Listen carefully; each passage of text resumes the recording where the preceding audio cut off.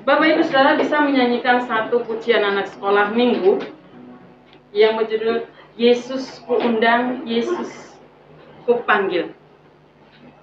Bisa tidak? Bisa? Kalau bisa kita akan nyanyikan pujian itu. Yesus ku panggil, Yesus ku undang. Biar tidak hanya anak-anak sekolah minggu yang senantiasa memanggil Yesus, yang senantiasa mengundang Yesus, tapi kita semuanya, remaja, pemuda, bapak-bapak, mama-mama, setiap hari di dalam hidup kita selalu undang Yesus untuk masuk di dalam hati kita. Setuju? Setuju? Lah, nggak setuju? Kalau nggak setuju saya selesai, nggak sampaikan firman Tuhan. Setuju nggak kita undang Yesus setiap hari? Amin. Kita pujikan pujian itu. Yesus ku panggil, Yesus ku undang.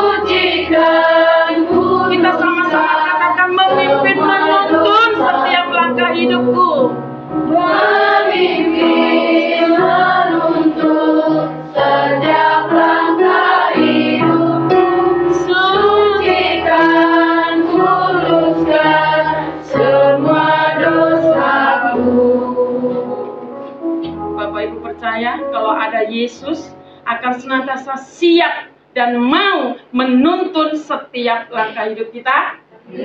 Amin. Bapak Ibu yang dikasihi oleh Tuhan, setiap kita itu perlu mengalami Yesus di dalam hidup kita setiap hari, setiap menit, setiap detik. Kenapa? Jujur, di dalam hidup kita, tanpa kita sadari, walaupun kita sejak dari kecil kita sudah disebut sebagai orang Kristen, atau kita mungkin baru belasan tahun, bahkan mungkin sudah puluhan tahun kita menjadi orang Kristen, tetapi kita seringkali melewati yang namanya kita ikut sertakan Yesus. Kita undang Yesus, kita panggil Yesus di dalam kehidupan kita sehari-hari. Sehingga apa yang terjadi dalam kehidupan kita? Kita akan hidup berjalan sendiri.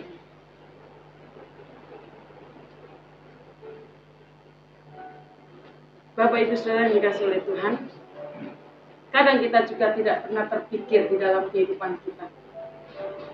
Kalaupun seperti yang saya katakan tadi, kita sudah puluhan tahun kita mengiring Yesus, kita mengikut Yesus, tapi kita jarang terpikir di dalam kehidupan kita ini. siapakah Yesus yang selama ini kita sembah? Siapakah Yesus yang selama ini kita panggil, kita sebut-sebut namanya setiap hari? Siapakah Yesus yang sebenarnya kita punya di dalam hidup kita? Yang kita ikuti selama ini di dalam hidup kita. Dan mungkin juga kita jarang berpikir atau terpikir di dalam kehidupan kita. Apa sih yang dilakukan oleh Yesus di dalam muka bumi ini? Apakah yang dilakukan Yesus kepada diri kita sebagai anak-anak Tuhan? Atau yang menyebut diri kita sebagai orang Kristen? Maka Bapak Ibu Saudara dikasih oleh Tuhan, mari kita bersama-sama belajar dan melihat siapakah Yesus sebenarnya di dalam kehidupan kita. Dan apa saja sih yang dilakukan oleh Yesus di dalam kehidupan kita. Kalau minggu kemarin kita sudah dibawa oleh Bapak Pendeta untuk kita percaya, untuk kita beriman. Buktikan imanmu, tunjukkan imanmu. Kadang-kadang kita berpikir, yang seperti apakah imanku ini? Sebesar apakah imanku ini? Lalu aku iman kepada Yesus itu Yesus yang bagaimana? Yesus siapa? Apa yang dikerjakan oleh Yesus? Aku nggak ngerti, tapi aku diajak untuk beriman. Sehingga kita, ya sudahlah. Aku kan dari lahir sudah jadi orang Kristen. Nenek moyangku orang Kristen. Udah, yang penting setiap minggu aku hadir ke gereja. Daripada nanti dicari-cari Bu Pendeta. Nanti Bu Pendeta kalau sudah pulang lapar, tadi yang ini nggak datang, tadi yang itu nggak ada. Mari siang hari ini kita mau belajar bersama-sama melihat siapakah Yesus itu. Dan apa saja sih yang dilakukan Yesus di muka bumi ini. Mari kita sama-sama perhatikan kitab Kisah Para Rasul, pasalnya yang ke-10. Kisah Para Rasul, pasal yang ke-10, ayatnya yang ke-38. Kisah Para Rasul 10, ayatnya yang ke-38.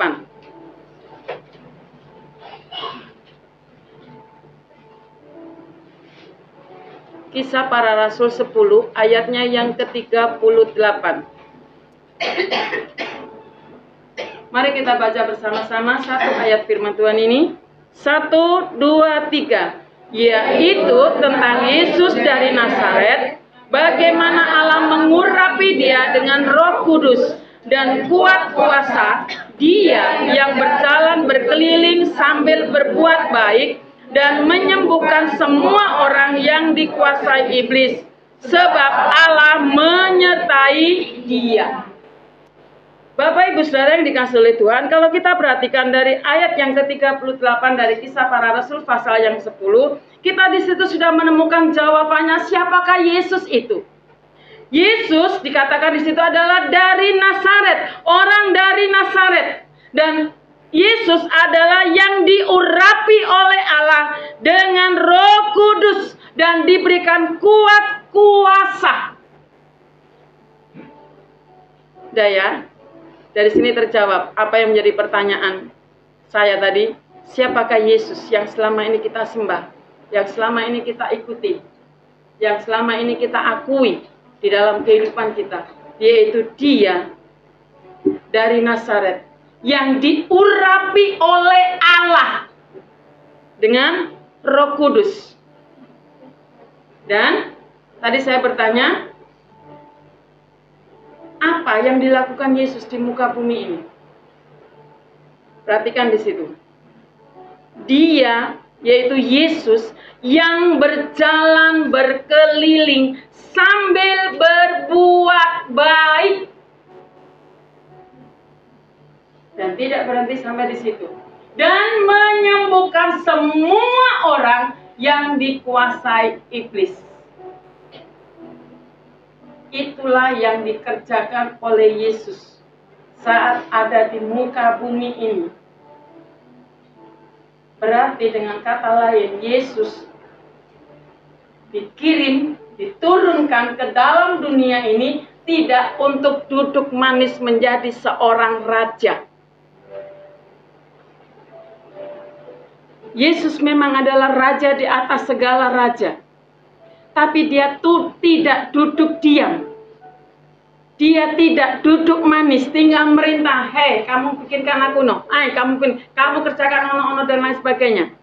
Kan kalau begitu kita kerja menjadi pemimpin, menjadi kepala, bener nggak?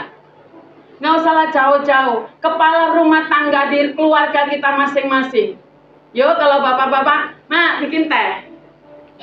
Mak, bajuku mana? Mak, kok ini belum disetrika?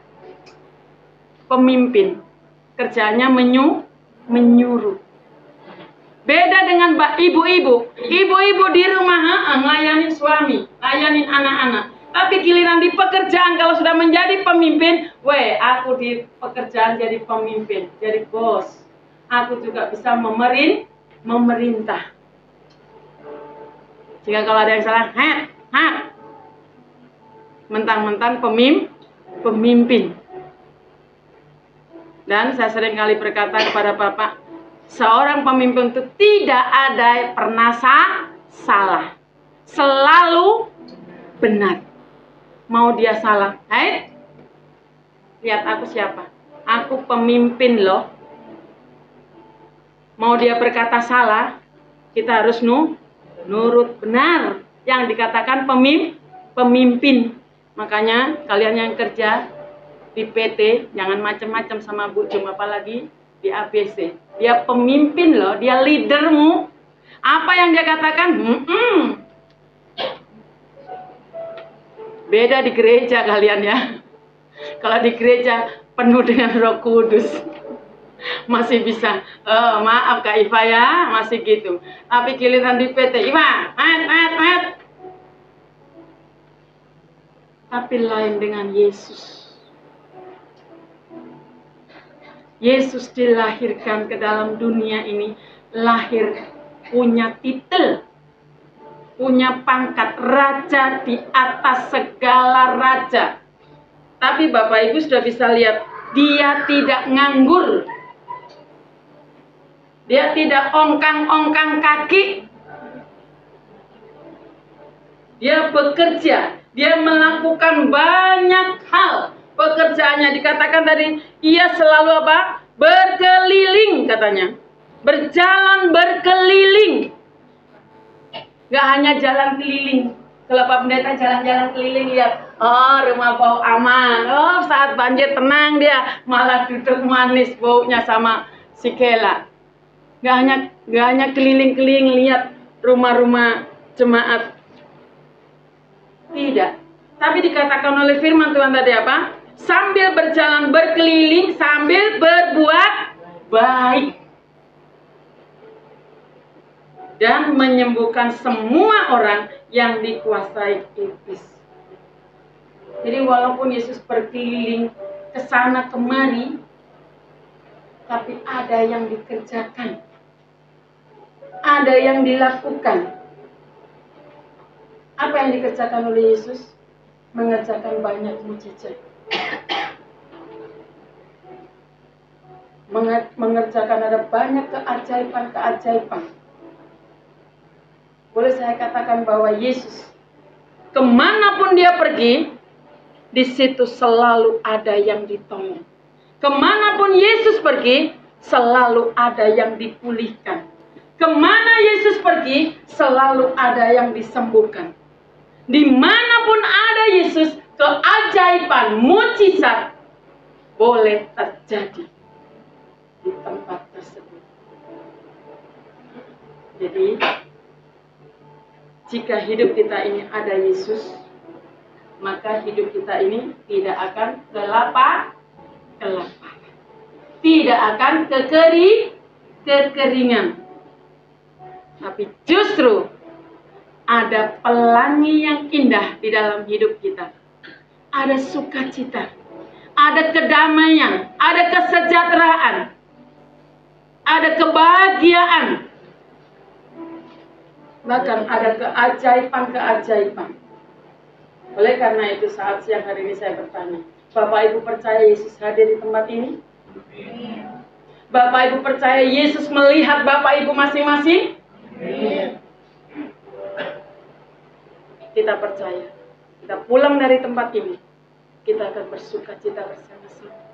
Kita rasakan pemeliharaan, penjagaan, keajaiban, mujizat boleh terjadi di dalam kehidupan kita pribadi lepas pribadi.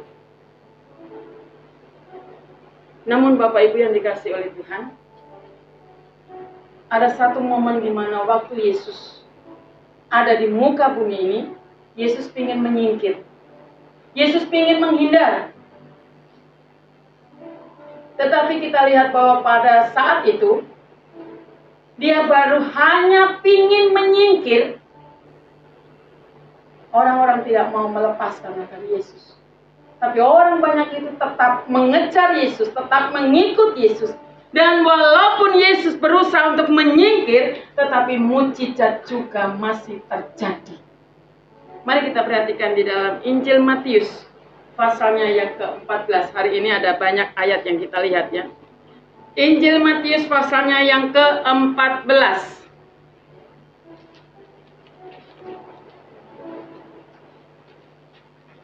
Matius pasalnya yang ke-14.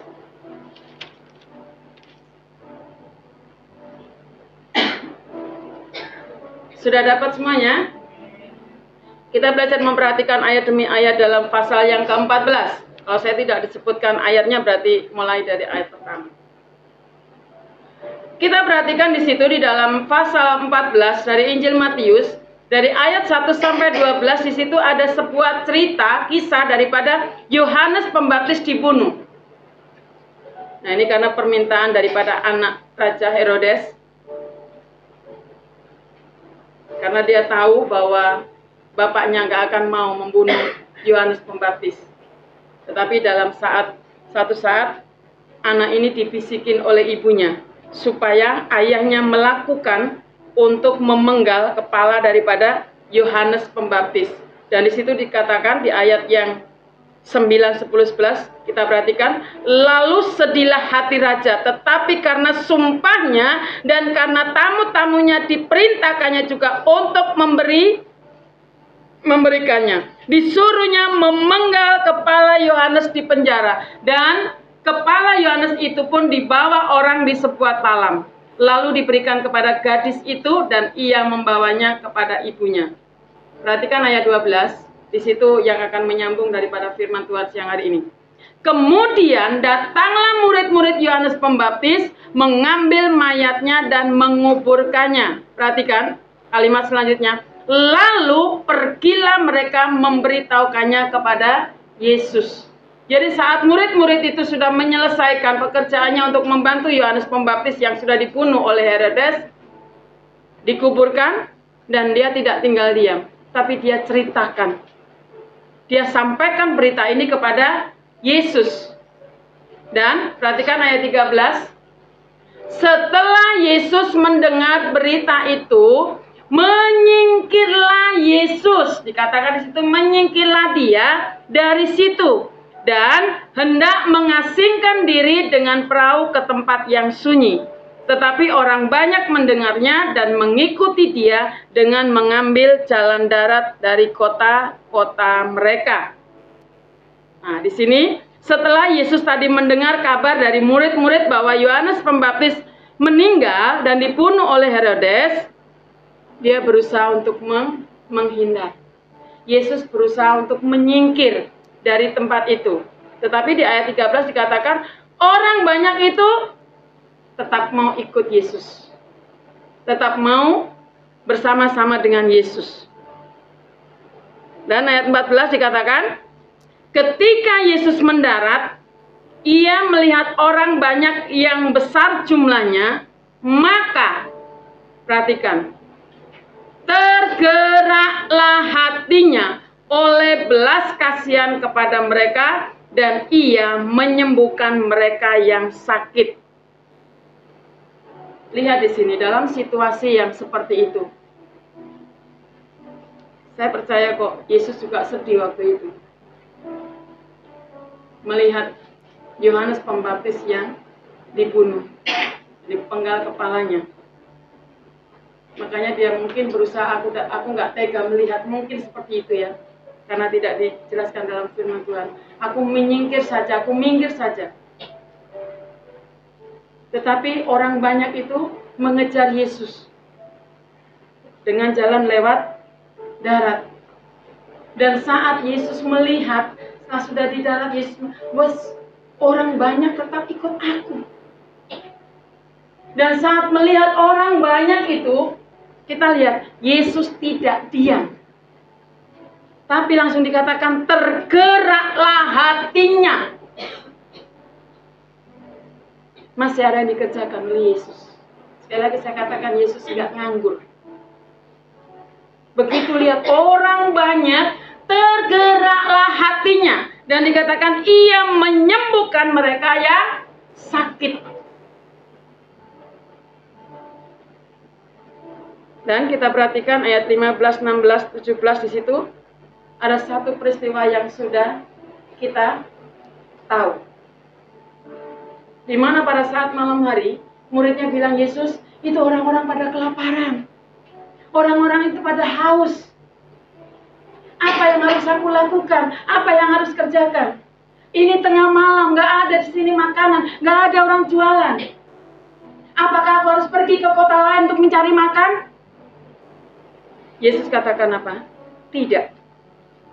Perhatikan ayat 16. Tetapi Yesus berkata kepada mereka, tidak perlu mereka pergi. Kamu harus memberi mereka makan. Jawab Yesus.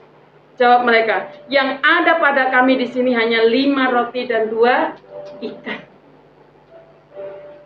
Mungkin menurut pikiran murid-muridnya, mana cukup untuk segitu banyak orang? Kalau dalam firman Tuhan dikatakan 5.000 orang itu hanya bapak-bapak, mamanya belum, anaknya belum. Mungkin satu keluarga punya anak 2, 4, 6. Tetapi di sini kita perhatikan, Yesus setelah tahu, kami hanya punya 5 roti dan 2 ikan, bawa ke sini. Kasih, mana 5 roti dan 2 ikan. Setelah Yesus terima itu, semua orang disuruh duduk. Dan 5 roti dan 2 ikan itu, dikatakan di dalam ayat 19, Yesus menengadah ke langit dan mengucapkan berkat, lalu memecah-mecahkan roti itu dan memberikannya kepada murid-muridnya. Lalu murid-muridnya membagi-bagikannya kepada orang banyak itu. Bapak Ibu, di sini kita lihat, dalam keadaan yang seperti itu masih terjadi mujizat. Makanya saya katakan, di mana ada Yesus, di situ ada mujizat, di situ ada kesembuhan, di situ ada pertolongan. Kalau kita pikir 5 roti dan 2 ikan, tapi karena ada Yesus, maka bisa mencukupkan akan kebutuhan orang banyak itu.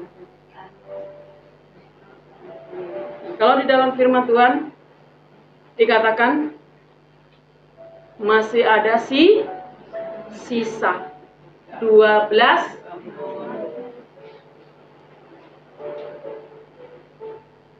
Bapak Ibu, kadang-kadang ayat ini yang kita pakai senjata. Kalau kita mau ngasih makan, nah yang datang nambah, udah yakinlah 5 roti dan 2 ikan. Kenapa kita berani berkata begitu? Karena di sini ada siapa? Ada Yesus. Sebenarnya bukan karena kebolehan kita. Nasi yang sedikit, lauk yang sedikit bisa kasih makan banyak orang tadi. Tapi karena Yesus. Di sini kita perhatikan. Yesus masih melihat kelaparan dan kehausan daripada banyak orang. Artinya apa, Bapak Ibu saudara dikasih oleh Tuhan? Pada saat kita datang kepada Yesus, dan siang hari ini kita duduk bersama-sama di tempat ini, kalau kita datang dengan sungguh-sungguh, kita datang dengan kelaparan dan kehausan akan kebenaran firman Tuhan, disitulah Tuhan memperhatikan kita. Yang dibutuhkan apa? Minggu lalu. Apa yang dibutuhkan dalam hidup kita? Iman. Kita hanya percaya kepada Yesus. Kita hanya beriman kepada Yesus.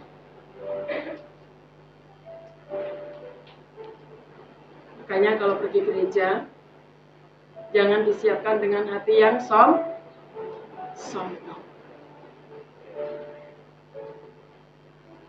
Jangan kita siapkan bajunya yang bagus, yang nanti semua teman-teman, kamu bajunya apa murahan, aku ini loh, nah dari butik loh bajunya. Kan kalau dari butik nggak ada saingannya cuma satu. Kalau dari butik nggak ada, di pasar ketemu ya bajunya sama. Kalau kayak baju pendeta yang murahan, sama ketemu lagi di sono. Makanya kalau pingin nggak ada yang nandingi, belilah di butik. Nanti saya yang buka butiknya, jadi Bapak Ibu beli ya. Buat pensiun nanti. Setuju Pak Pendeta? Nggak setuju. Yuk, sama-sama kita belajar. Seperti firman Tuhan siang hari ini, kita datang ke gereja, kita mau datang ke tempat ini dengan hati yang lapar dan haus akan kebenaran firman Tuhan. Disitulah Tuhan akan memperhatikan kita. Kita lihat tadi, ketika Yesus melihat banyak orang, dia di situ mulai bercakap-cakap tentang kebenaran firman Tuhan. Dan di situ pula, tadi dikatakan firman Tuhan apa? Tergeraklah hatinya. Makanya kalau saat ini Tuhan Yesus lihat pandang Bapak Ibu masing-masing, jangan kau tolak. Makanya suka ada kita doa, tatap kami Tuhan, pandang kami Tuhan. Ya biar Tuhan lihat kesungguhan hati kita ini. Aku ini datang sudah kenyang apa belum?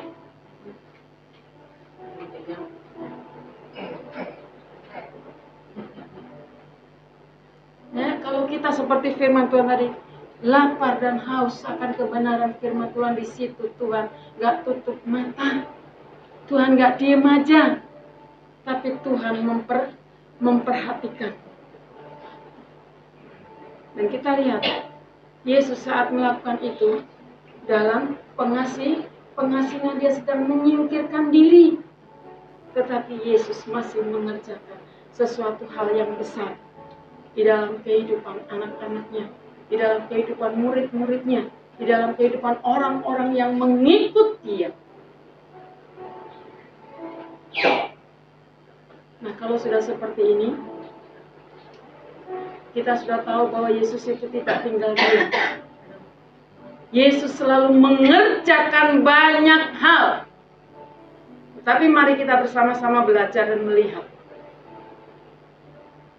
bagaimana dan apa yang menjadi respon daripada orang-orang yang sudah mengalami perjumpaan dengan Yesus. Bagaimana dan apa yang menjadi respon daripada orang-orang yang sudah diberkati, yang sudah ditolong, yang sudah mengalami mukjizat daripada Yesus. Kenapa saya bertanya seperti ini? Karena setiap kita itu berbeda-beda. Kita punya respon berbeda-beda. Walaupun kita sama-sama disebut sebagai orang Kristen. Walaupun kita sama-sama disebut sebagai anak Tuhan Yesus. Tetapi kita punya respon masing-masing. Dan responnya kita itu berbeda-beda. Siang hari ini saya akan memberikan beberapa contoh respon daripada beberapa orang yang setelah mengalami perjumpaan dengan Yesus, atau setelah mereka diberkati oleh Yesus. Yang pertama, kita perhatikan Injil Lukas, pasalnya yang ke-17. Injil Lukas, pasalnya yang ke-17. Tadi saya sudah berkata bahwa ada banyak ayat, atau buka Alkitab, biar Alkitabnya nggak lengket.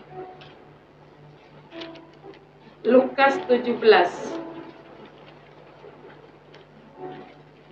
Ayat yang ke-12 sampai dengan ayatnya yang ke-18.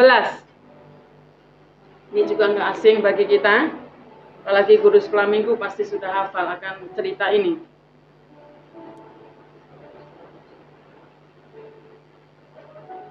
Lukas 17 ayat 12 sampai dengan 18. Perhatikan di situ. Saya baca mulai dari ayat 11 ya. Dalam perjalanannya ke Yerusalem, Yesus menyusur perbatasan Samaria dan Galilea. Perhatikan. Ketika ia memasuki suatu desa, datanglah 10 orang kusta. Perhatikan di situ, saat Yesus baru masuk, Yesus lihat 10 orang kusta menemui dia, yaitu menemui Yesus. Mereka tinggal berdiri agak jauh. Ya, mungkin mereka sadar kalau sakit kusta itu bau. Nanti Yesus kalau dideketin langsung takutnya Yesus tutup hidung.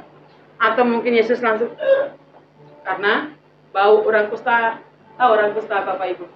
Orang yang borokan, Pak. Dan itu nggak bisa sembuh. Kalau sembuh bisa jadi mungkin ngerogoti tulang-tulang. Nah, nanti mungkin bisa bertanya lebih lanjut kepada Ibu Ginting ya sebagai seorang dokter. Itu bisa putus-putus begitu. Makanya mungkin mereka begitu sadar, aku sakit kusta. Jadi mereka berdiri agak jauh bau. Dan berteriak, Yesus, Guru, kasihanilah kami. Jadi orang-orang kusta itu berteriak saat melihat Yesus. Yesus, Guru, kasihanilah kami. Lalu ia, yaitu Yesus, memandang mereka dan berkata, pergilah, perlihatkanlah dirimu kepada imam-imam. Dan sementara mereka di tengah jalan, mereka menjadi tahir. Perhatikan ayat ini. Kalau saya perhatikan dari Alkitab ini, dari ayat-ayat ini, saat kita butuh pertolongan Tuhan, saat kita memerlukan pertolongan Tuhan, Tuhan tuh nggak langsung kasih, enggak. Pasti ada suatu apa? Perhatikan ayat tadi. Lalu ia memandang kepada mereka dan berkata, pergilah, perlihatkanlah dirimu kepada imam-imam. Pasti ada apa kalau kita sedang meminta? Prosesnya. Ayo yang sekolah, bahasa Indonesianya dikeluarkan. Kalau mama-mama sudah lupa, karena siap hari udah bergelut dengan cabai bawang. Kata kalimat ini perhatikan. Itu saya perhatikan contoh-contoh yang lain sama. Dan itu akan diulang-ulang. Ada kata apa? Perintah. Pergilah. Kata apa itu? Kata perintah. Ada kalimat perintah. Ada sesuatu yang harus kamu kerjakan. Jadi kalau kita minta, Tuhan berkati aku, blok, nah kamu minta onde-onde, kasih onde-onde, itu Mas Samuel minta anaknya, beli onde-onde, nah Samuel onde-onde. Tapi perhatikan tadi, saat mereka, Yesus tolong aku, kasihani aku. Yesus terus lihat. Dan dia katakan apa? Pergilah. Ada kalimat perintah di situ. Dan dilanjutkan apa? Perintahnya, perlihatkanlah dirimu kepada imam-imam. Jadi di sini sebetulnya mengajar kepada setiap kita untuk kita taat. Taat akan apa? Perintah daripada Tuhan. Apa yang kita dengar daripada Tuhan, apa yang kita dengar dari firman Tuhan, kita nggak tutup begini. Aku sudah selesai dengar, udah. Enggak. Tapi kita harus taat. Namanya orang taat itu kita mengerjakan, kita melakukan. Bukan kita taat. Sama seperti kalau saya di sekolah. Hari ini ada PR. Kerjakan ya. Iya Bu. Besok ulangan IPAS ya. Iya Bu. Belajar dari rumah. Iya Bu. Tapi ternyata besok setelah ulangan nilainya 23. Nah kenapa kamu nilai 20? Nggak belajar Bu, lupa. Itu namanya taat? Tidak. Kamu kenapa nggak ngerjakan PR? Ngantuk Bu, di rumah udah capek. Apakah itu namanya taat? Tidak. Kalau anak yang taat, ada PR dia kerjakan. Sudah tahu besok ulangan, malam belajar. Supaya nilainya 100, paling tidak 90. Itu yang namanya taat. Tapi jujur Bapak Ibu Saudara yang dikasih oleh Tuhan, kalau hal yang kelihatan ini kita gampang untuk kita berkata, aku taat, aku mau mengerjakan. Karena selesai itu kita dapat sesuatu. Tetapi ini lawannya dengan Yesus yang kita nggak lihat.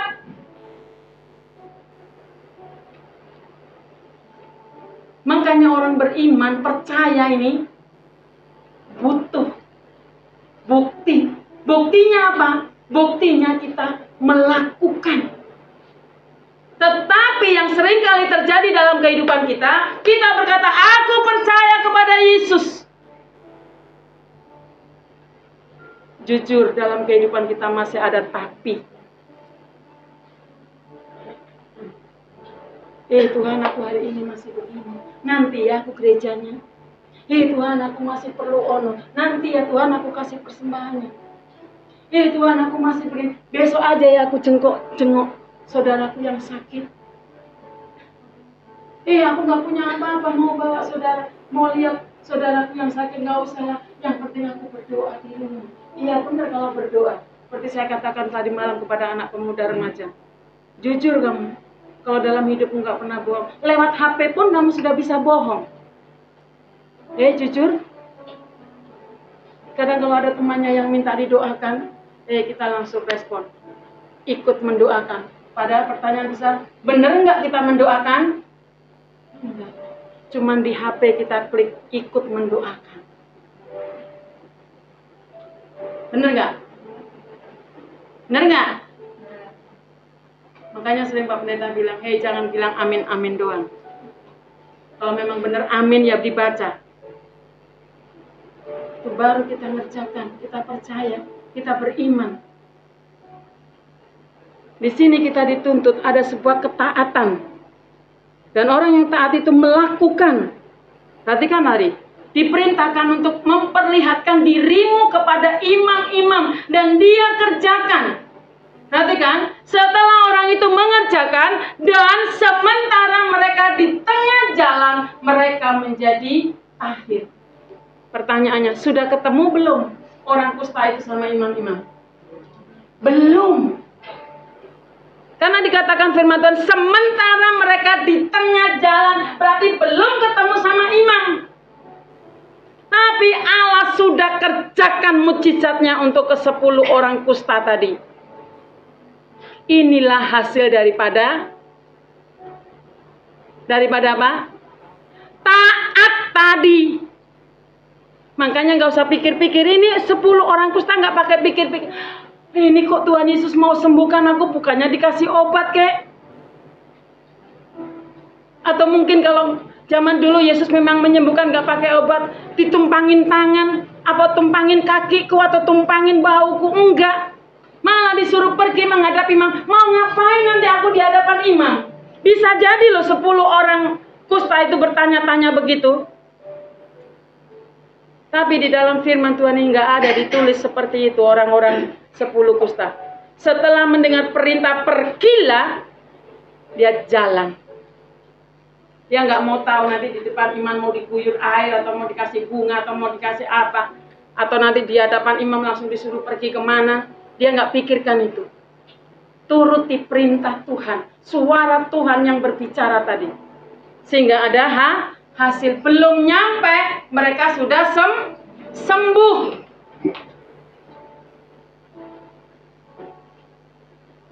Nah ini yang namanya iman yang sungguh-sungguh. Gak pakai pikir panjang. Ya entar aku makan apa? Besok aku diterima enggak? Ya Feby? Naik kelas gak aku? Yakin.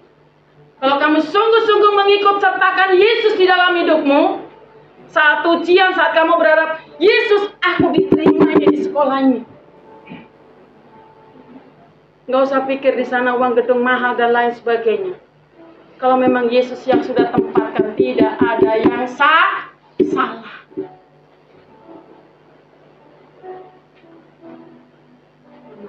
Bapak Ibu Saudara yang dikasih oleh Tuhan, di sini yang perlu kita perhatikan dalam hidup kita. Saat kita dengar suara Tuhan, saat kita mendengarkan firman Tuhan, yang perlu, sangat-sangat perlu itu adalah rema dari firman Tuhan itu. Jadi bukan ucapannya Pak Pendeta atau Bu Pendeta, tapi rema daripada firman itu yang kita dapat. Jadi saat kita mendengar firman Tuhan siang hari ini, setiap orang ini punya, dapat masing-masing rema. Kita nggak bisa nyomot remanya Iva, kita nggak bisa ambil remanya Magda, nggak bisa ambil remanya Bu Jum. Masing-masing antara Bu Jum dengan Magda, dengan Iva, dengan Pak Pendeta, beda-beda dapat rema. Makanya kalau pulang gereja, terus kita ditanya, tadi firman Tuhan nggak tahu, berarti di dalam ngantuk. Berarti ada burung-burung yang nyomot itu tadi diambil nggak tahu, berarti burungnya yang dapat berkat. Sekarang udah nggak ada ya Pak Agus. Kalau dulu saya sekolah minggu, walaupun mamanya sendiri yang cerita sekolah minggu, di ibadah bapaknya sendiri yang khotbah, pulang pasti saya ditanya, tadi siapa yang firman Tuhan? Setiap minggu itu ditanya. Bisa jadi kan saya marah, udah tahu ibu yang firman Tuhan masih ditanya. Kalau saya jawab gitu langsung, Pak Agus itu walaupun tanya kecil, disiplinnya luar biasa. Kalau anak sekarang bilang bapak saya itu galak, disiplinnya kuat banget. Walaupun saya anak tunggal, tidak dimanja. Papa harus belajar sendiri, berani sendiri. Jadi setiap minggu harus bunyi. Siapa gurunya sekolah minggu tadi? Yang mimpin pujian siapa? Yang firman Tuhan siapa? Apa firman Tuhannya? Ayatnya dari mana? Nanti selesai ibadah, kan harus ikut ibadah umum. Sama seperti ini, pagi ibadah sekolah minggu, siangnya baru ibadah umum. Karena orang di kampung di Banyuwangi itu ke sawah dulu kalau pagi. Jadi selesai pulang dari sawah, nah, mereka mandi dan lain sebagainya, baru ibadah. Nanti selesai ibadah, mereka istirahat, sore ke sawah lagi. Jadi pendetanya menyesuaikan diri dengan lingkungan dan keadaan daripada jemaat. Selesai itu, sambil makan. Coba, tadi ibumu pertama kali ngomong apa? Saya langsung bilang, pada suatu hari, udah cerita, sampai saya tanya sama ibumu tadi ngomong apa. Karena kami rumahnya pastornya ada di belakang gereja. Jadi mau nggak mau bapak juga dengar yang diceritakan istrinya tadi apa. Nanti setelah firman Tuhan sama. Tadi bapak khotbah apa? Ayatnya dari mana? Sebetulnya ini hanya pingin tahu anaknya dapat enggak. Memperhatikan enggak. Jangan sampai kayak pemuda IUT. Ayo terus setelah minggu. Simpan dulu tante. Hei, guru sekolah minggu, jangan sampai seperti pemuda. Perlu proses Pak Pendeta. Pemuda IUT, tikus duduk di jendela ngantuk.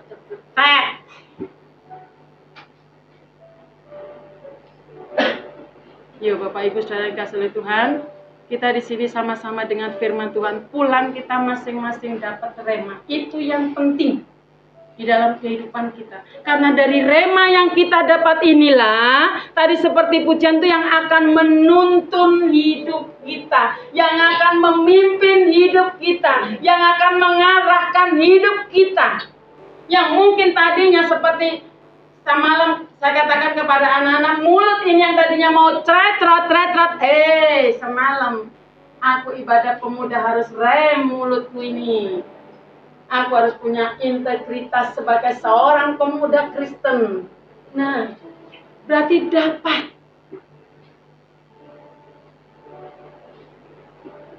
Bapak Ibu yang dikasihi oleh Tuhan, di sini kita perhatikan dalam firman Tuhan. Setelah ada perintah dikerjakan, ada mukjizat terjadi. Dan dikatakan di situ, ayat 15 lanjut. Seorang dari mereka ketika melihat bahwa ia telah sembuh, kembali sambil memuliakan Allah dengan suara nyaring. Lalu tersungkur di depan kaki Yesus dan mengucap syukur kepadanya. Orang itu adalah seorang Samaria. Lalu kata Yesus berkata, bukankah ke-10 orang tadi semuanya telah menjadi sahih? Di manakah yang 9 orang itu? Bapak Ibu yang dikasihi oleh Tuhan, dari firman Tuhan ini kita lihat 10-10-nya ditolong tidak sama Tuhan? Disembuhkan semuanya nggak sama Tuhan? Tapi kita lihat di ayat 17.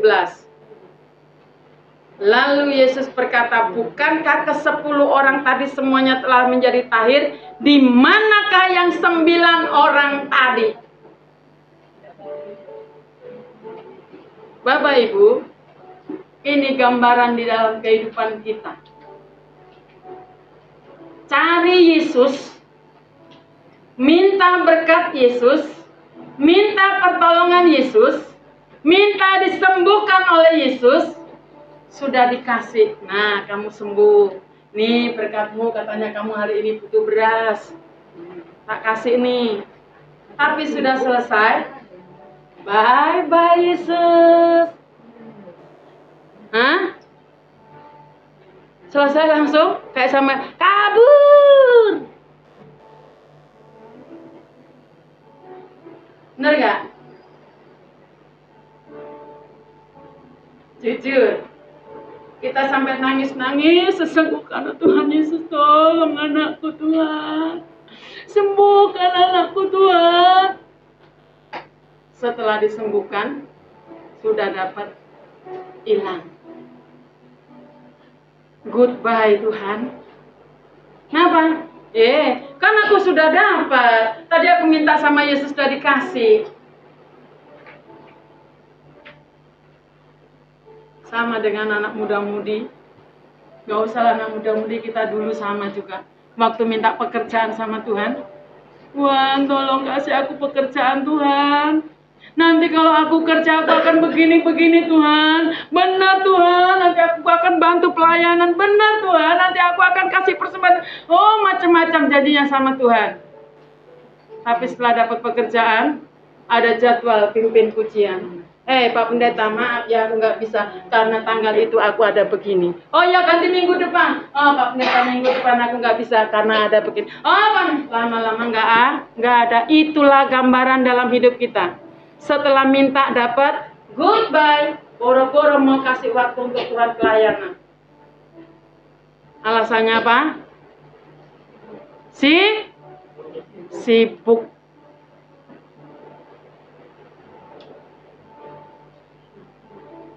Hati-hati yang sudah kerja-kerja. Jangan alasan sibuk dipakai untuk tidak melayani Tuhan, untuk tidak datang kepada Tuhan. Capek. Bapak Ibu, saya baru tahu. Maaf, ini ada istrinya, nggak tahu istrinya tahu apa enggak. Saya baru tahu Bapak Daniel kemarin. Karena Daniel mau bareng sama saya kasihan kalau pulang sampai sore. Karena 1 minggu itu saya mengerjakan PR pulang sore-sore. Ya sebenarnya dia pulang sore sih karena ada les segala macam ya. Kalau belajar kegiatan sih saya nggak apa-apa karena jamnya sama dengan saya. Tapi dia pulang jam 10. Kalau nunggu saya sampai jam 2-3, kasihan. Karena di sekolah sudah nggak ada siapa-siapa sehingga saya hubungi bapaknya. Tolong ya Pak dijemput Daniel karena Daniel pulang jam 10 dan saya pulang sore. Dan waktu itu sudah jam 2, kok belum datang? Saya tanya, Daniel belum datang ya? Oh ya udah Daniel, tunggulah. Saya baru angkat telepon, gak lama dia datang. Nek, aku mau pulang sama Bapak. Oh udah datang, saya keluar. Bapak Ibu maaf kata, ini fish ini merah hitam. Lalu saya bilang, katanya kerjanya obat tapi kok gitu. Jadi saya berpikir, oh berarti dia panas-panas. Dia kesana.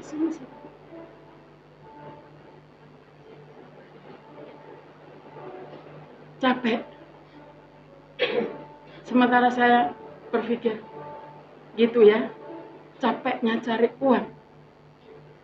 Dan sementara dia berjalan, mungkin dalam hatinya dia terus, Tuhan berkati, nanti kalau aku ketemu di toko sana, dia boleh ambil. Kalau aku masuk rumah sakit sana. Tapi ingat, setelah dikasih jangan, bye-bye Tuhan, enggak Tuhan, aku capek dari hari Senin sampai Sabtu aku terus di jalan, Minggu waktuku istirahat. Makanya saya pernah bilang sama Daniel, kasih tahu dong Mama. Jangan Bapak suruh berjuang sendiri sambil teriak, Tuhan Yesus tolong, Tuhan Yesus tolong, tapi mamamu di rumah tidur.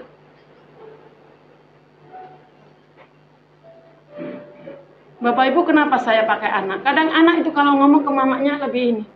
Makanya suka anak-anak sekolah minggu saya bilang, kalau di rumah makan nggak berdoa, Bapak kalau makan berdoa dulu. Kadang-kadang Bapak langsung pakpok. Sementara anaknya disuruh, makan berdoa dulu. Kadang bapaknya sendiri makan nggak berdoa. Itu hal kecil loh ya. Hal kecil jangan pernah disepelekan.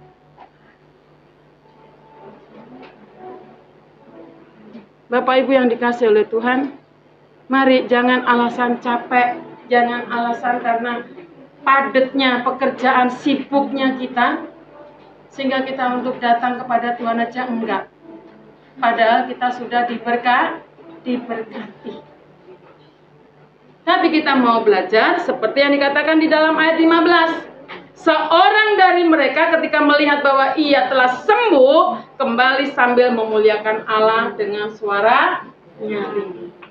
Jadi 9 tadi nggak tahu kemana dia sudah sembuh, dia langsung lompat-lompat, nggak tahu kemana lah Bapak Yesus, karena aku sudah kau sembuhkan. Hilang. Tapi kita mau belajar seperti yang satu ini. Dia sudah jauh di sana, dia kembali kepada Yesus. Mau ngapain dia kembali? Terima kasih sama Yesus. Dia sujud syukur kepada Yesus. Dan dia mau bersaksi untuk Yesus. Kenapa dia bisa begitu? Karena satu orang ini sadar diri bahwa dia sembuh bukan karena siapa-siapa. Tapi dia bisa sembuh itu karena pertolongan Tuhan. Karena pertolongan Yesus. Makanya dia balik pada Yesus. Makasih ya Yesus. Yesus sudah sembuhkan aku. Karena dia sadar, maka dia balik. Dia naikkan ucapan syukur. Bapak Ibu sadar atau tidak, kita sebagai orang tua pun ajarin anak-anak kita, kalau habis dikasih bilang makasih ya.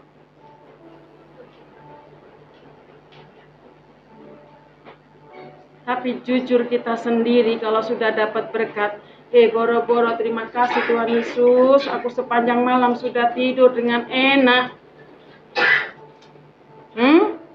Hanya masalah yang kecil itu. Sepanjang malam sudah tidur dengan tenang dan nyaman, tidak ada pencuri ambil motor kita. Bangun tidur langsung. Siapa yang WA ya?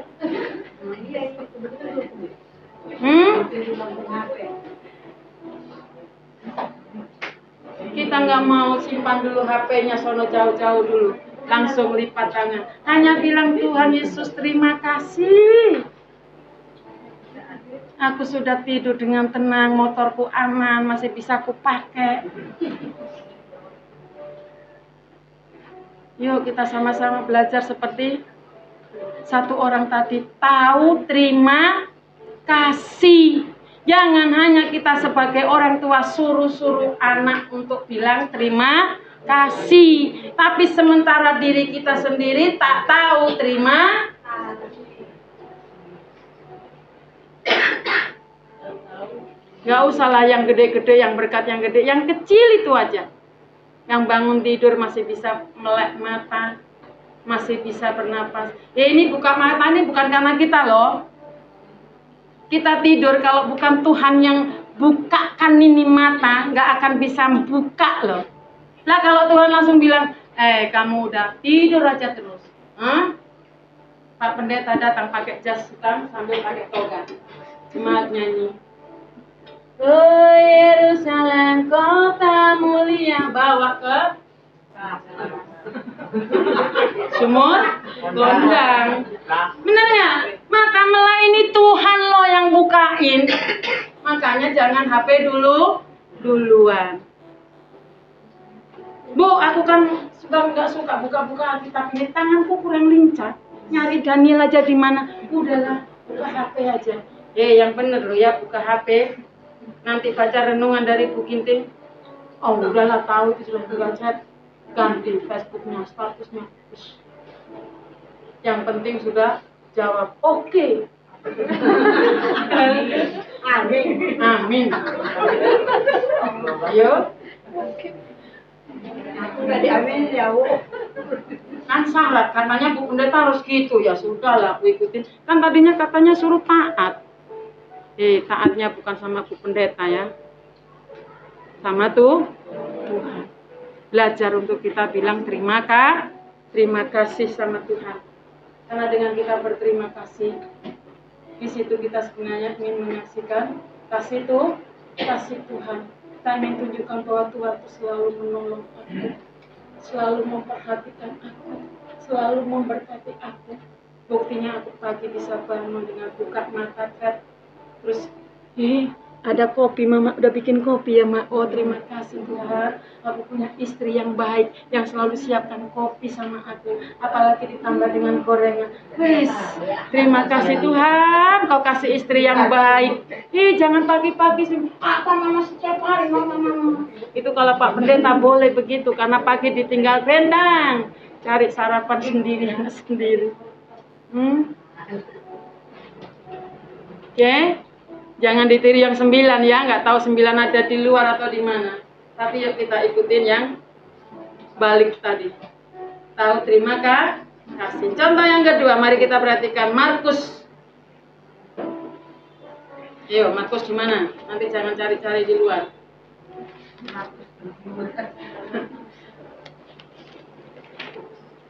Markus pasalnya yang ke-10. Kita perhatikan ayat 46. Sampai dengan ayatnya yang ke-52. Maaf ya Pak Pendeta, hari ini saya agak panjang. Jadi nanti biar pulang nggak dinyanyiin. Jadi minta maaf dulu. Biasanya gitu, Mama khotbah panjang-panjang. Markus 10 ayat 46 sampai 52. Perhatikan. 46 di sini Yesus menyembuhkan Bartimius. Saya nggak kasih contoh yang lain-lain, ini cerita-cerita sekolah minggu ya. Di situ dikatakan, lalu tibalah Yesus dan murid-muridnya di Yeriko. Dan ketika Yesus keluar dari Yeriko bersama-sama dengan murid-muridnya dan orang banyak yang berbondong-bondong, ada seorang pengemis yang buta bernama Bartimius, anak Timius, duduk di pinggir jalan. Jadi saat Yesus masuk kota Yeriko, dia lihat ada orang yang buta, yaitu bernama Bartimius, dia pengemis. Ketika didengarnya bahwa itu adalah Yesus orang Nazaret, mulailah ia berseru, Yesus anak Daud, kasihanilah aku. Jadi yang berteriak ini adalah Bartimius saat melihat Yesus datang. Oh, aku mau datang sama Yesus, aku mau minta tolong Yesus. Dan sementara dia berteriak-teriak, ayat 48, banyak orang menegurnya supaya diam, berisik lo gitu. Ya kayak kemarin saya sama Samuel nangis saja, saya ngantuk, diam. Nah, bisa jadi kayak seperti itu, diam, berisik. Namun semakin keras ia berseru, dia nggak peduli. Ini kayak Samuel kemarin, dia dibilang diam, tambah kenceng, luar, tambah begitu. Ya ini juga seperti itu, orang banyak itu udah ngomong diam, tapi si Bartimius tambah semakin kencang dia teriaknya, anak Daud, kasihanilah aku. Lalu Yesus berhenti dan berkata, panggillah dia. Mereka memanggil orang buta itu dan berkata kepadanya, kuatkan hatimu, berdirilah, ia memanggil engkau. Lalu ia menanggalkan jubahnya, ia segera berdiri dan pergi mendapatkan Yesus. Tanya Yesus kepadanya, apa yang kau kehendaki supaya aku berbuat bagimu? Jawab orang buta itu, Rabuni, supaya aku dapat melihat. Perhatikan ayat 52. Lalu kata Yesus kepadanya, pergilah, imanmu telah menyelamatkan engkau. Pada saat itu juga melihatlah ia, lalu ia mengikuti Yesus dalam perjalanannya. Perhatikan, tetap ada kata perintah. Jadi saat orang Bartimius ini meminta tolong, berseru kepada Yesus, Yesus katakan, apa yang harus aku perbuat untukmu? Dia teriak, tolong aku Rabuni. Yesus berkata kepadanya, pergilah. Ada kata perintah, ada sebuah pembelajaran untuk kita tetap taat. Dan di situ Bartimius taat. Sehingga pada saat itu juga dia bisa melihat. Nah, di sini kembali ada Yesus yang menyembuhkan orang buta itu.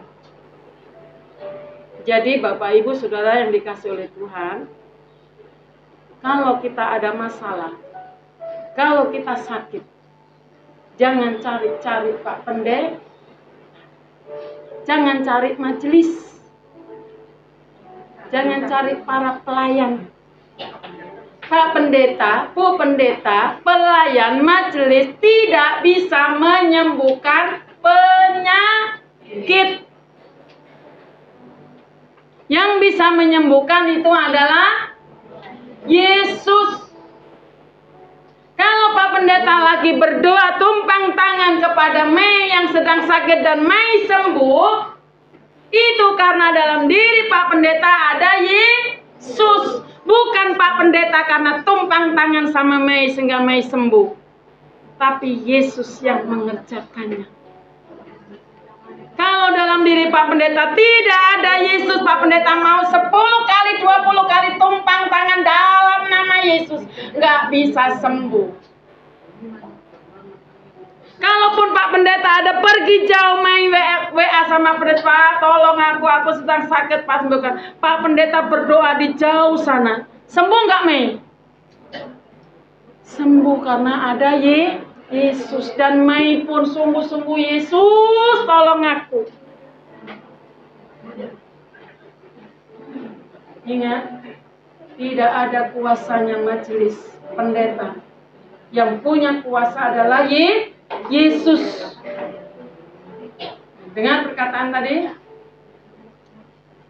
kita harus tangkap benar-benar apa yang dikatakan oleh Yesus. Tangkap dengan lengkap. Setelah kita menangkap apa yang dikatakan oleh Yesus, kita kerjakan. Dan perhatikan di dalam ayat 52 tadi. Pada saat itu juga melihatlah dia. Karena apa? Karena dia taat. Si Bartimius ini taat. Tadi waktu dipanggil oleh murid, panggil, suruh ke sini. Dia dipanggil sama muridnya. Dan dikatakan itu, dia langsung lepaskan jubahnya, dia langsung segera pergi. Ini sudah dari awal, dia taat. Dan di situ Yesus lihat imanmu lah yang telah menyelamatkan kamu. Dia percaya loh sama Yesus.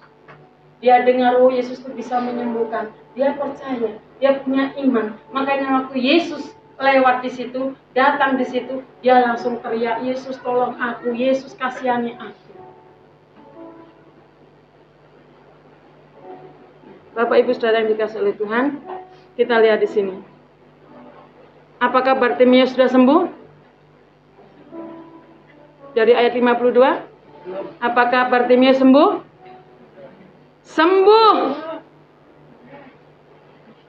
Sudahkah tercapai akan tujuan perjumpaannya dia dengan Yesus? Sudah.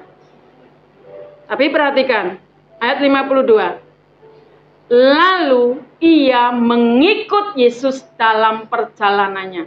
Nah, ini beda lagi dengan respon tadi. Kalau di sini Bartimius gak hanya terima kasih, tapi dia mengikut Yesus dalam perjalanannya. Jadi Bartimius bukan hanya kembali untuk berterima kasih, tapi dia langsung mengikut Yesus. Kemana Yesus berjalan, aku ikut. Jadi seorang yang tadinya buta, kalau buta itu kan semuanya gelap, kok kelihatan apa-apa. Dan dia sembuh, dia bisa melihat. Dia mengikuti Yesus. Artinya apa? Dia meneladani apa yang Yesus lakukan. Kemana Yesus pergi, aku ikut. Apa yang Yesus katakan, aku kerjakan. Ini respon daripada Bartimius. Bukan hanya terima kasih Tuhan, tapi dia kerjakan apa yang dimau Tuhan di dalam hidupnya. Yang mengiring Yesus, mengikut Yesus kemana Yesus pergi. Selanjutnya, contoh yang selanjutnya. Lukas 5 ayat 4 sampai 11. Lukas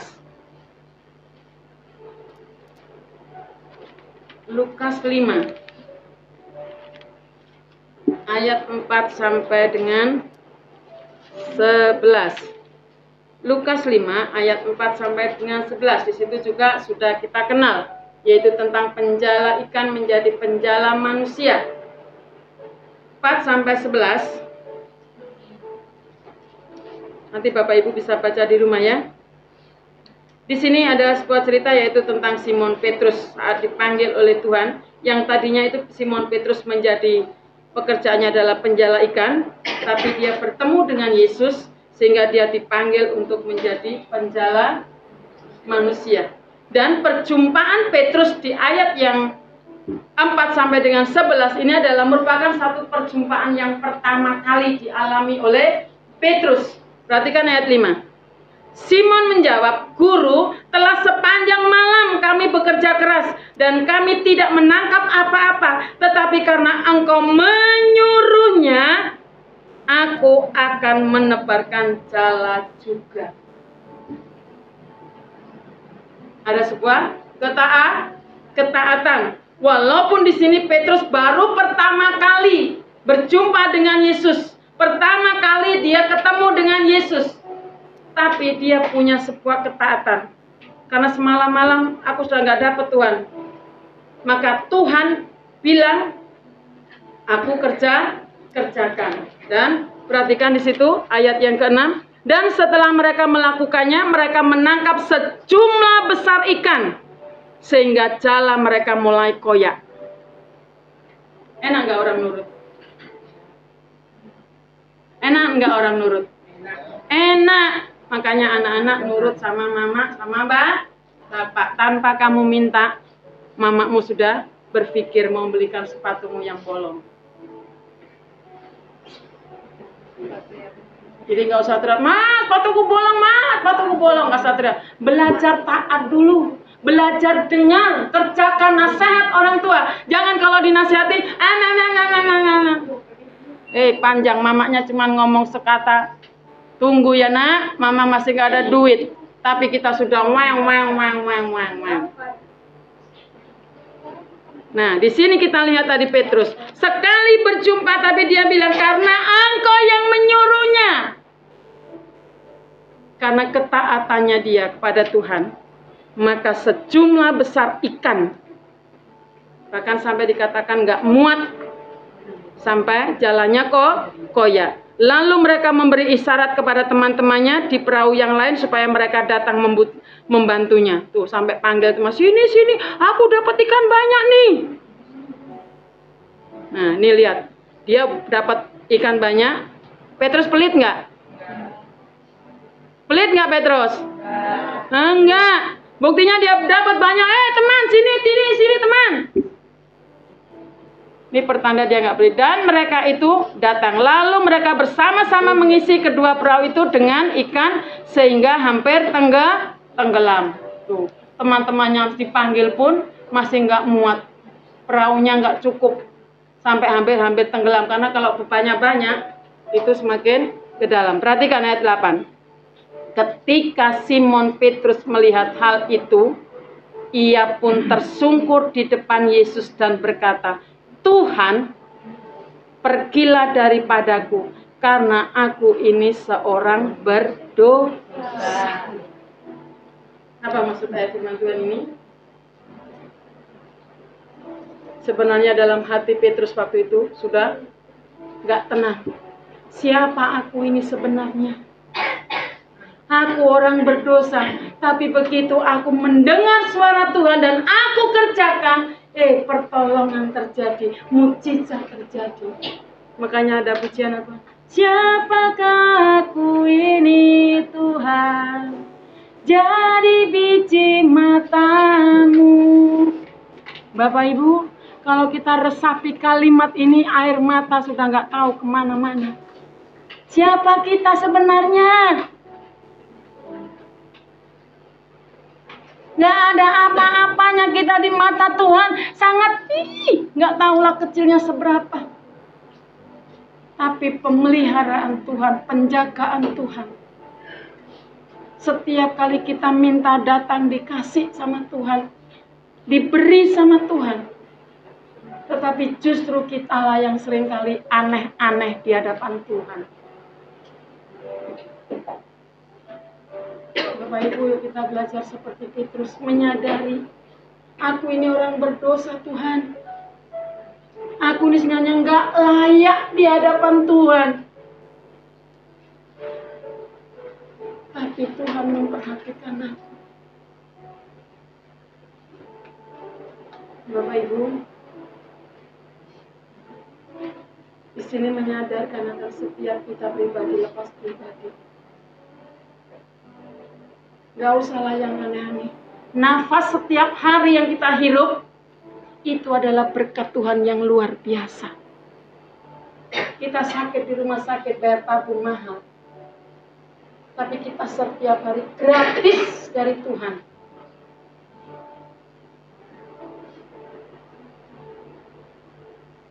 Makanya siapakah aku ini Tuhan? Sehingga Engkau panggil aku, Engkau pilih aku, Engkau berkati aku, Engkau jagain aku. Setiap menit, setiap detik. Kalau sudah seperti ini, kenapa kita masih mengeluh? Kenapa kita masih ngomel-ngomel dengan Tuhan? Kok Tuhan itu orang diberkati, aku kok enggak Tuhan? Aku kok begini-begini terus hidupku Tuhan? Itu sudah bisa bangun rumah Tuhan. Kenapa rumahku sampai begini Engkau diam Tuhan? Bapak Ibu, Tuhan mempercayakan berkat masing-masing di dalam hidup kita. Kita sudah bisa makan minum tiap hari, puji Tuhan. Nggak usah mikir, itu makan ayam goreng terus daging, sementara aku daun singkong. Puji Tuhan, kita masih bisa makan daun singkong. Kita masih bisa makan teri dicabein.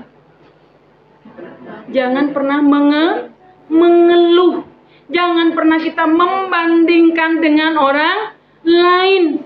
Dan jangan pernah kita bandingkan anak kita, istri kita, suami kita dengan orang lain. Kata Pak Pendeta, kalau kamu bandingkan gitu ya nikahlah sama dia sono. Tukar anakmu sono. Tukar suamimu sono. Kita sudah dikasih pas sama Tuhan, sepadan. Belajar bersyukur. Siapakah ini Tuhan?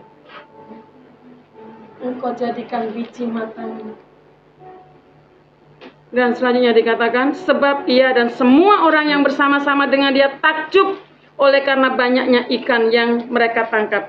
Demikian juga Yakobus, perhatikan di sini. Tadi kan dipanggil-panggil temannya, nggak hanya Petrus saja. Demikian juga Yakobus dan Yohanes anak Zebedius yang menjadi teman Simon. Kata Yesus kepada Simon, jangan takut. Mulai dari sekarang engkau akan menjadi penjala manusia. Petrus diangkat derajatnya, tidak lagi menjadi penjala ikan, tapi mau dijadikan penjala manusia, naik pangkat. Semalam saya bertanya sama Angel. Setelah kami doa pulang, saya tanya Angel, gimana Angel? Enak mana? Lalu saya bilang, belajar bersyukur ya Angel, dan berhati-hati. Di sana jangan nunggu disuruh. Ada kerjaan, kerjakan dengan sukacita.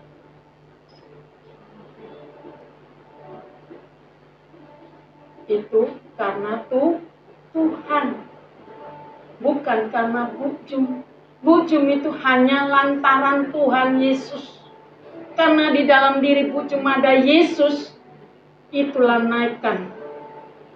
Dibawalah kamu terbang.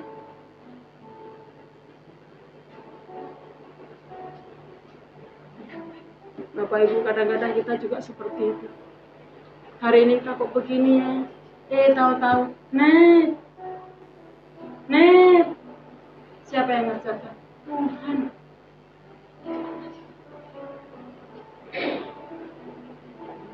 Mari kita bersama-sama belajar. Bukan karena kita ditolong oleh Tuhan, bukan karena hanya ada mukjizat terjadi di dalam kehidupan kita untuk kita mau ikut Yesus, tetapi dalam keadaan apapun juga kita tetap mau ikut Yesus. Perhatikan ayat 11. Dan sesudah mereka menghela perahu-perahunya ke darat, mereka pun meninggalkan segala sesuatu. Perhatikan kalimatnya di situ. Lalu mengikut Yesus. Jadi Simon Petrus bersama-sama dengan teman-temannya, setelah diberkati, dia tahu siapa Yesus yang memanggil dia, siapa Yesus yang telah memilih dia. Maka dia ikut Yesus. Dikatakan segala sesuatu ditinggalkan.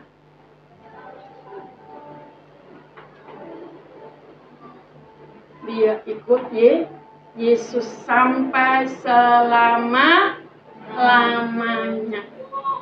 Bapak Ibu, saat saya baca ulang-ulang ayat ini, saya berkata sama Tuhan, terima kasih kalau Tuhan pilih saya, panggil saya. Kami di tengah-tengah keluarga yang belum percaya sama Yesus, tidak kenal Yesus, dan hanya kami. Dan saya ingat betul, waktu itu saya masih kecil ya. Kami sudah punya rumah, sudah punya apa. Biasa kalau orang Jawa itu ada bekal dari orang tua ya. Nggak tahu perhiasan atau barang-barang dapur. Itu semua yang diberi oleh orang tua, mama dan bapak. Diambil semuanya. Jadi saat bapak sembuh dari sakitnya, terus ikut Yesus, di situ orang tua langsung bilang, khususnya dari ibu saya ya, kalau kamu ikut suamimu, mana semuanya lepas, semua perhiasan yang dikasih lepas, diminta, bahkan yang sudah dikasihkan saya pun diminta. Orang tua dari bapak, kamu pergi dari rumah ini.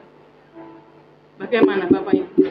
Saya tidak bisa bayangkan waktu itu karena saya belum paham dan belum ngerti. Saya masih kecil. Kami harus keluar rumah.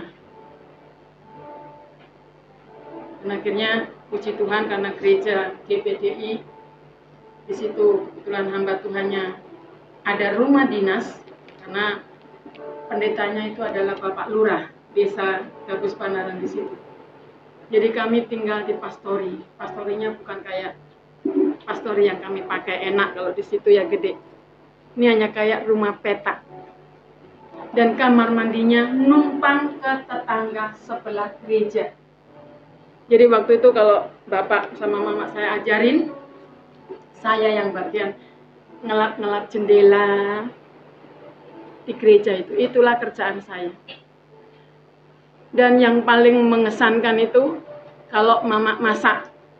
Jadi kalau mama saya masak, itu pasti saya disuruh ngantar sayur atau ikan, pokoknya masak apa itu saya disuruh ngantar ke rumah nenek saya yang dari mama. Mau tahu apa yang terjadi? Saya dengan jalan kaki, panas ngantar. Kalau Bu Jum sudah tahu ya, dari Banaran ke Bulak itu karena beda kampung gitu ya. Dari rumah Banaran itu dari tempat bapaknya. Rumah kami itu belakangnya ada gereja GPDI. Kami tinggal di belakang situ, di GPDI situ. Itu jalan panas-panas. Sampai di situ saya kasih nenek, Mbak, ini ada sayur. Nggak ada satu kata apapun yang keluar dari mulut nenek saya. Diangkat, langsung lempar. Pang! Saya pulang. Kalau waktu itu saya belum bisa menangis seperti ini karena masih kecil, nggak ngerti apa-apa. Pulang. Tapi besok kalau masak lagi, disuruh ngantar lagi, saya bilang, orang nggak dimakan, dibuang, nggak apa-apa, kata mama saya. Jangan ngantar. Dan saya mau aja. Biasanya kalau orang Jawa habis nganter gitu, ya cucunya yang nganter, pulang dikasih duit. Ini enggak, boro-boro kasih duit, diajak ngomong aja enggak. Jadi kalau pulang saya, Mbak Kung pulang, Batok pulang, Bebek pulang, nggak ada yang jawab. Kalau sudah lebaran, semua kumpul. Orang Jawa biasa sungkem. Kami ikut sungkem, ikut. Begitu tangan diculurkan, tapi kami tetap bilang minta maaf. Itu yang dikerjakan oleh kami. Itu bukan sehari dua hari, tahun-tahun sampai saya SD dan sampai bapak saya menyerahkan diri untuk menjadi hamba Tuhan. Bahkan saya menyerahkan diri menjadi hamba Tuhan pun dibilang, dasar bapak mamamu memang orang bodoh. Anaknya pun dijadikan pengemis. Tapi waktu itu nggak tahu apa yang membuat kami tetap mau ikut Yesus seperti Petrus ini. Tinggalkan semuanya, nggak punya apa-apa. Saya sekolah, ditinggal bapak melayan di Banyuwangi, saya dititipkan di gereja GPDI Ploso. Nah itu beda, itu di kecamatan kami, di desanya kan kecamatan Ploso. Di situ saya bersekolah sampai dengan SMP kelas 2. SMP kelas 3 saya pindah ke Banyuwangi ikut bapak. Sudah lulus dari Banyuwangi, saya balik lagi ke Jombang. Kenapa? Kalau saya tinggal bersama dengan keluarga mama, keluarga papa, nggak diterima. Karena saya ikut Yesus. Lambat laun, ada banyak jemaat, hamba Tuhan. Terus di telinga saya karena saya sudah bertumbuh, belajar mengampuni dan mengampuni. Lama-lama ada bibi saya, nggak tahu lah panggilnya apa itu, anak dari kakak mama saya, itu jualan sayur pakai sepeda, dan kakak mama saya juga jualan sayur, tapi digendong begitu, itu langganan apa namanya. Jadi setiap hari si ibu ini, bude saya ini pasti mampir ke rumah ibu pendeta yang saya tumpangi. Dan di situ dia lihat saya ngapain-ngapain. Dari situlah kakaknya mama ini nangis. Lalu dia bilang ke kakak mama yang persis, ternyata keponakanmu di sini jadi pembantu. Kenapa? Ya saya harus nyucikan baju keluarga hamba Tuhan di situ. Saya harus ngasuh cucunya. Jadi kalau bude saya itu sudah selesai ngeladangin Bude Tarso yang pendeta yang saya tumpangi itu, pasti saya dipanggil, sini Nduk, saya dikasih uang jajan. Kalau dulu 500 perak itu sudah gede. Itu apa saya kantongin, makasih ya Bude. Lalu saya dipeluk, dia nggak bisa ngomong apa-apa. Kenapa? Kakak yang pertama bapak ini masih hidup, dan inilah yang nggak boleh kalau adik-adiknya, kakak-kakaknya mama itu dekat dengan mama. Karena mama sudah di luar. Tapi bude saya yang dua ini, kalau yang satunya datang dari Surabaya, pasti mampir. Nindo ya buat jajan. Maaf, bude nggak bisa lama-lama.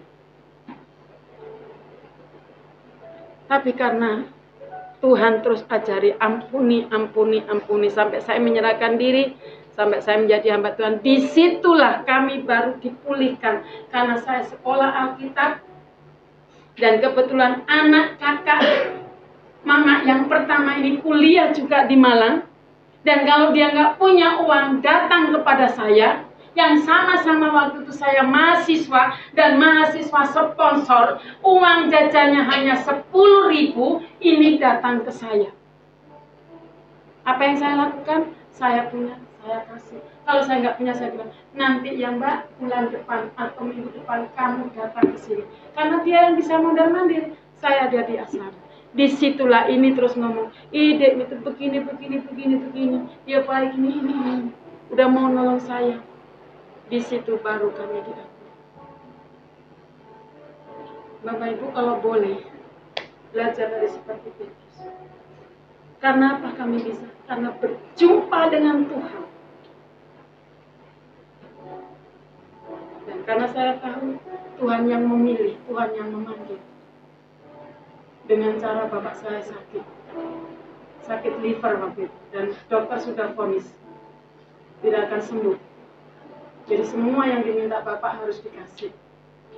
Tetapi hanya karena satu ayat firman Tuhan yang dibaca bapak di dalam kamar mandi, karena bapak percaya Yesus Tuhannya orang Kristen, bisa menyembuhkan, sembuhkan aku, nanti aku ikut.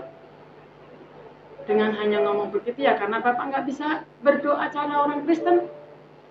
Orang dia ustadz, gimana mau berdoa orang Kristen, walaupun rumahnya belakangnya gereja. Tapi hanya ngomongnya Yesus Tuhannya orang Kristen. Kalau bisa menyembuhkan orang lain, sembuhkan aku. Dan itu sembuh. Dan puji Tuhan, waktu dokter lihat semua tangannya di sini sudah nggak kuning-kuning lagi, dokter sampai heran, dikasih obat apa? Dukun mana yang dipakai? Bapak saya jawab, dukunnya orang Kristen yang namanya Yesus. Dan puji Tuhan, dokter yang menangani itu adalah Kristen. Jadi dia tahu, oh Yesus. Lalu bapak tanya ke mama, gimana? Kamu mau ikut aku jadi orang Kristen? Kalau kamu nggak ikut ya nggak apa-apa. Tapi aku tetap mau jadi orang Kristen. Ini namanya istri yang setia, ya ikut suami. Apapun menjadi resikonya, dia ambil. Jadi itulah resiko yang kami ambil. Ikut sampai selama-lamanya. Jadi dalam pengiringan kita, jangan saat kita mau ikut Yesus, oh karena berkat, karena pertolongan, karena mujizat yang terjadi dalam kehidupanku. Tapi apapun yang kita hadapi, kita tetap mau berkata, ikut Yesus. Jadi, kita mengiring Yesus, mengikut Yesus, bukan karena teman, bukan karena pasangan hidup, bukan karena orang tua, tapi karena diri kita sendiri. Aku percaya kepada Yesus. Jadi, walau sendiri, tetap ku ikut. Walau sendiri, tetap ku ikut. Itu biarlah bukan hanya kita nyanyikan, tapi sungguh-sungguh ada di dalam kehidupan kita. Oleh karena itu, Bapak Ibu Saudara yang dikasihi oleh Tuhan, kita bersyukur dan kita bangga. Kalau sampai hari ini, kita tetap menjadi milik Yesus. Kita mau bersama-sama. Setiap hari undang Yesus. Setiap hari panggil Yesus. Tiap jam, tiap waktu. Kita perlu Yesus. Jadi kita perlu Yesus. Jangan hanya saat kita sakit. Saat masalah datang. Saat anak kita mau masuk sekolah. Saat kita membutuhkan baru kita teriak, Yesus tolong aku, kasihani aku. Tapi mari kita bersama setiap hari, setiap menit, setiap jam. Kita perlu Yesus. Setuju?